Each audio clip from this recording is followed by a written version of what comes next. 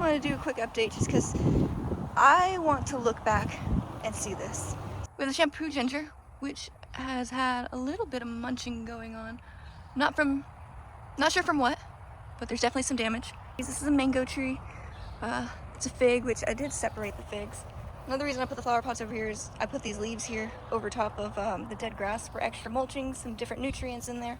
It's just the figs and the shampoo ginger flower pots. Oh, and the mango plant, can't forget that. Sitting in the middle, I'm gonna move them around to help flatten out the rest of the leaves. The free mulching. I have some things propagating over here. Dragon fruit is still doing its best. And it's the most stunted dragon fruit probably ever. Had it for a few years, and maybe it'll come back. These pepper plants were all grown from store-bought seeds, and yeah, I don't have to buy that bag of peppers this year because we have so many.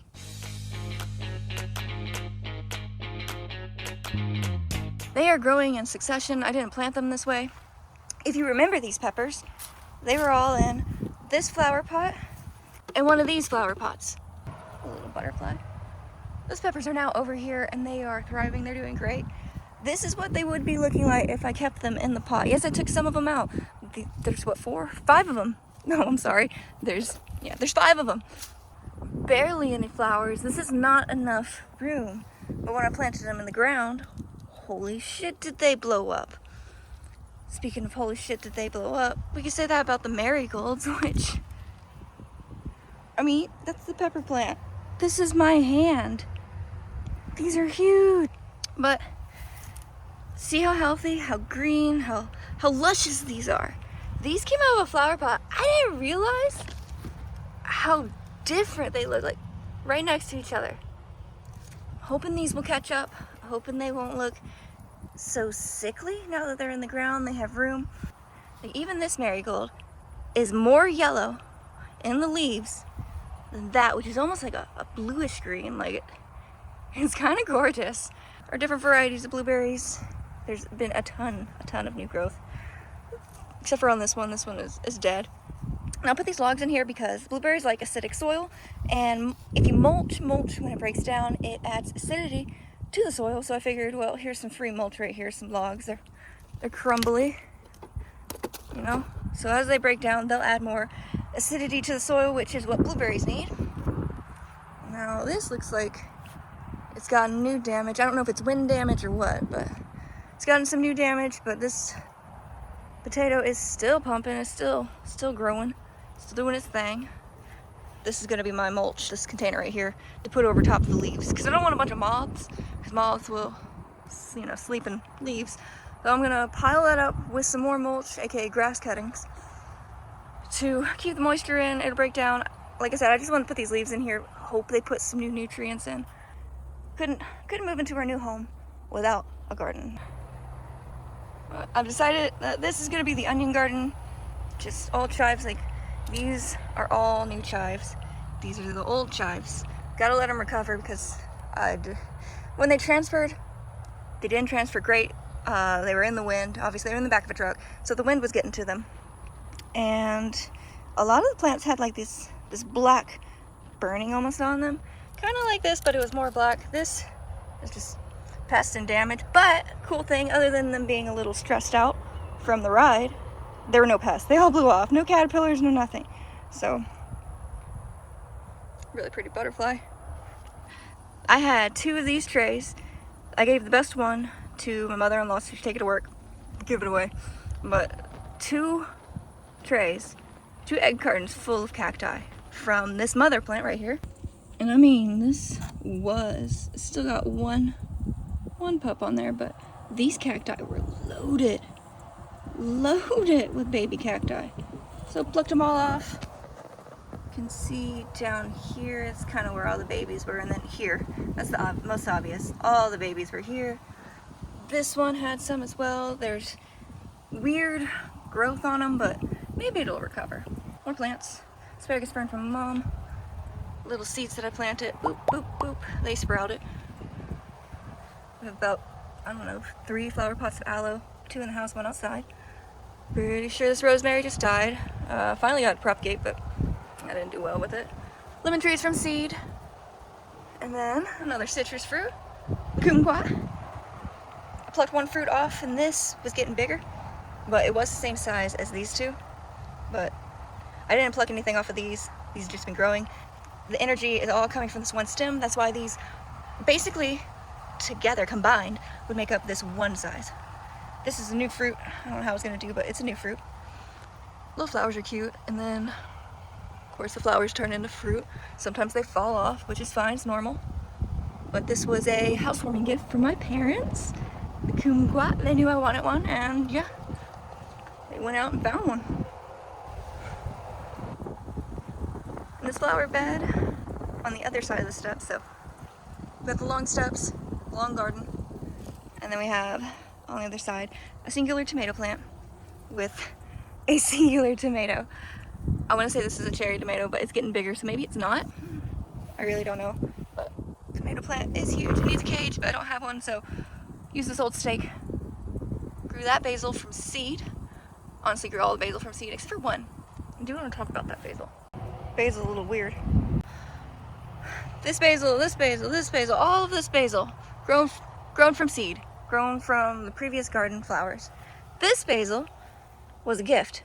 Someone was throwing it out and Mom said, hey, my daughter will probably want that, so don't kill that plant. Get out of here. So don't kill that plant. So I ended up with it. But look at these leaves. Not the chewing, just look at them. And now look at these leaves. They are totally different. There's another grasshopper. That's probably what's eating everything. I don't care to sacrifice a leaf. I'm trying to pick the best one. This one's got some damage on it, so I'll pick this one off. But this leaf is curled. These leaves are not curled. That's a big difference. The seeds that I grew are sweet peppers. The seed that this plant that I was gifted is also a sweet pepper. So I don't know the difference, but there is a clear difference between these boat-shaped leaves and these non-boat-shaped leaves. A lot to talk about. I forgot to mention to transplant it. Instead of putting another pepper here, I decided to, when I pruned, propagate and plant this tomato plant. So there's this tomato plant here. It's propagation. Same as this one. Don't know if it's a seed tomato or a cherry tomato or if it's going to be a slicing tomato. But this is all basil. I've been making my own pesticide. I don't know if it works. I don't know if it's worth sharing. Like, I don't know if you can see it. There are ants around, but this had 4 hornworms on it. So you know it did damage. I cut all the hornworms off. I cut all that I could off, and it was all green at first. And it only had sticks with teeny tiny little shoots. Teeny tiny little shoots. But cut it off, cut what I could, and this is starting to die.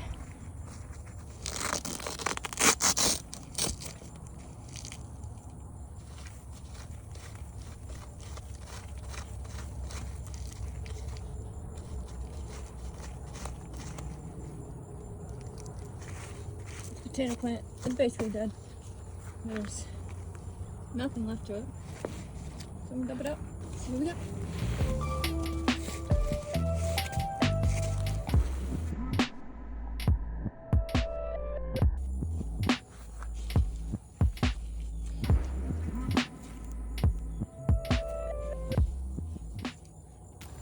Not looking like a whole lot.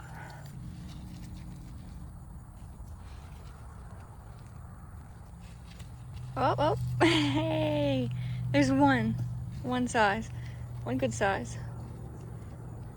So that's what we got. A handful of inedible potatoes that the ants got too. Hornworm got this overnight, even ate the peppers. But it is also the one of the 2 or 3 really with no basil in front. So it looks like the basil is doing a pretty good job at keeping hornworms away, minus this one. Planted this tomato plant in the row today in front of an old propagated tomato. I don't think it's gonna grow fast enough, so took a better cutting. I had way more roots, planted it. And I'm gonna spray it with basil and cayenne pepper with Dawn dish soap. or just any dish soap really. But this is supposed to help get rid of hornworms. The pepper is for the hornworms. The basil is just me going off of protective properties that the basil already has and not wanting to use leaves that, you know, look like this once I harvest them to eat. So might as well turn it into a pest repellent. The cayenne pepper is supposed to be good for hornworms in particular. So you can use anything really, like peppermint leaves, probably marigolds. I haven't experimented with that. All this is just an experiment. All I do is I cut the leaves up, let them soak like overnight, 8 hours at least, before dumping it into a bottle with dish soap, shaking it up and spraying it. I rinse it off in the morning. I only spray in the afternoons because I don't want the leaves to be burned. So it is an overnight protectant, so it can protect your garden while you're asleep. Pretty sure it's a Roma tomato. It's too big to be a cherry tomato and too small to be just, you know, your regular slicing tomato. So Roma's starting to pop up. They're getting a spray as well.